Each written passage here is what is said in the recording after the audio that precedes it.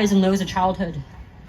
You've seen firsthand how every single experience, from scraped knees to starting puberty, and your love and discipline through it all, is shaping them into who they are or will be as an adult. And frankly, none of these experiences can or even should be opted out of, no matter how difficult. Yet, there are adults out there who want to take it all away from children. They want to strip them of their innocence and put them in charge of themselves. Some make the claim that children are hardly any different from adults, that they too are sexual beings, and that everybody has an innate understanding of their identity. They believe that a child's narrow, developing view of the world should take precedence over the judgment of those who know them best, their parents, their caretakers, and their families. There is a movement of immature, power-hungry adults who want to rid the world of all good and all structure, threatening to rip children from their loving families and place them into the clutches of a tyrannical government and those who blindly abide to it. When I was a kid, I struggled great with my identity and the fact that I would one day grow from a girl into a woman. As a tomboy, I often felt that I was out of place amongst other girls, even down to the way that I looked.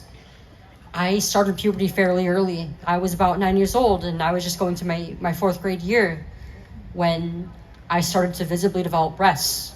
And the newfound attention that this gave me was incredibly uncomfortable and difficult for me to adjust to at such a young age. And I would constantly compare myself to other women. I felt like I would never be curvy or beautiful or feminine enough to ever be a proper woman. I didn't ask to bleed out of my body every month for half my life, and I feared the responsibility of pregnancy and motherhood. I felt in a lot of ways that life would be better if I were a boy, and sometimes I even questioned why I was born this way. Though it weighed on my heart and mind heavily, none of these feelings were really out of the ordinary for a girl my age. And with time and care, I likely would have come to accept and embrace womanhood. But we'll never know for sure, because I wasn't given that chance. When I told Mom and Dad that I was a boy and that I wanted to be their son and not their daughter, they were rightfully cautious. On one hand, they saw that I was trying to establish my identity and role in the world, and they wanted to be supportive of me throughout it. But on the other hand, they were concerned as to where this was coming from, as they hadn't heard anything like this from any of my older siblings. This was completely new to them, though they immediately made the connection that this related to the personal struggles that I had while growing up. They thought that the best thing to do was to seek the help of mental health professionals, who they expected to not only help me, but also them as my parents. My psychologists and physicians, however, they never questioned this identity that I took on, or why I so badly wanted to reject my birth sex. Not that they could. In my home state of California, if a doctor does not strictly to adhere to the affirmative care model, meaning that they don't mindlessly affirm my perceived identity as a boy, they could lose their license by not mindlessly affirming their identity under the guise of conversion therapy. The one doctor I had who refused to give me a prescription is inexplicably no longer with my healthcare provider. As soon as my first appointment, my doctor started with the immediate affirmation of my preferred name and pronouns, and I was unquestioningly led towards medicalization just a few months in. They demanded my parents to do the very same, and they gave them the harsh ultimatum of either having a dead daughter or a living transgender son. As a parent, what wouldn't you do if you were faced with the death of your child by her doctors? The very first intervention I was given was, of course, puberty blockers, also known as Lupron, which is a drug that was previously used to either treat advanced testicular cancer or for chemical castration of sex offenders. My first shot of cross-sex hormones followed just a month or two afterward.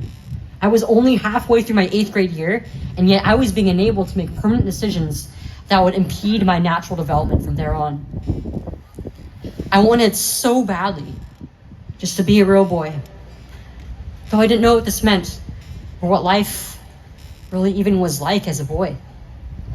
but the transgenders community mantra of trans women are women and trans men are men.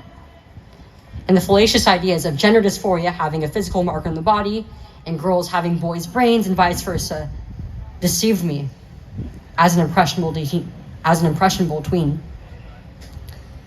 As my transition advanced, I still understood at the very least that this idea of gender was still rooted in sex and biological characteristics. And for this reason, my breasts were becoming more and more uncomfortable to even acknowledge. After having been sexually assaulted by a boy in 8th grade, I wanted my breasts to be gone, and I wanted to even forget that they were ever there. When I was 15, the summer right before my junior year of high school, I underwent a double mastectomy, and my breasts were surgically removed. It's been about 3 years, and I still haven't fully healed. The healing process is still ongoing. I still have to wear bandages on my chest every day because a couple years post-op, the skin grafts that they made out of my areolas began to weep fluid and bleed every day. And I've gotten absolutely no help from the surgeon who did this to me. The mastectomy was a major shock in every single way, to my body, to my mind, and my heart. Even though now I had a deep voice and I was perceptibly male-looking, and everybody in my life knew me as a boy, as their son, as their brother, as their friend, Leo. The further that I went into transition, the more I understood that I couldn't change the way that I was born.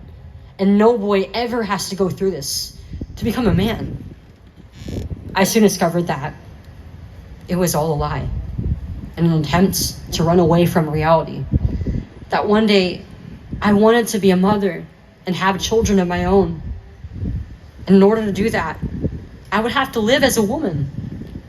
I couldn't bear to live so miserably anymore. I decided that I would never pick up a single vial of testosterone ever again. I would never take that injection ever again.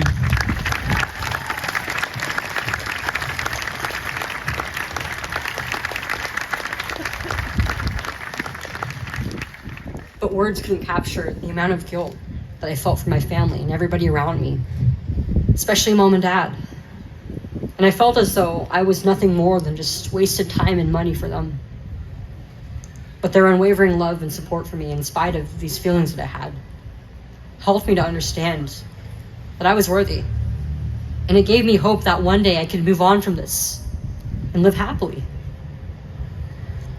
After 6 months, about 6 months after turning 17, I took it upon myself to begin speaking out, and I first directed my efforts towards Louisiana, where there were attempts to prohibit non-gender affirmative talk therapy under the label of conversion therapy. A similar effort, I believe, was being made in Ohio, but it failed in favor of the recent passing of the SAFE Act.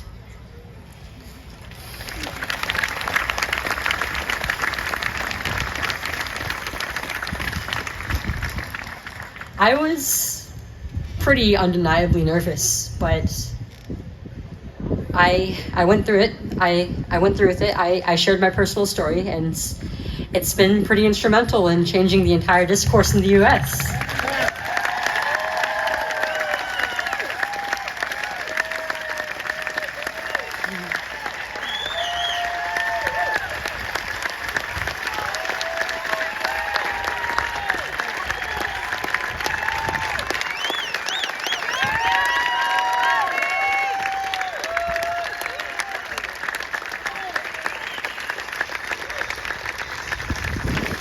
And the result has been pretty dramatic. A few weeks ago, Louisiana reversed its position entirely, and it became the last southern state to make gender transition in minors illegal.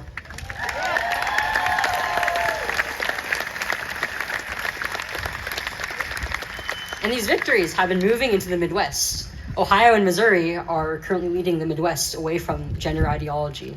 Thank you so much, Ohio.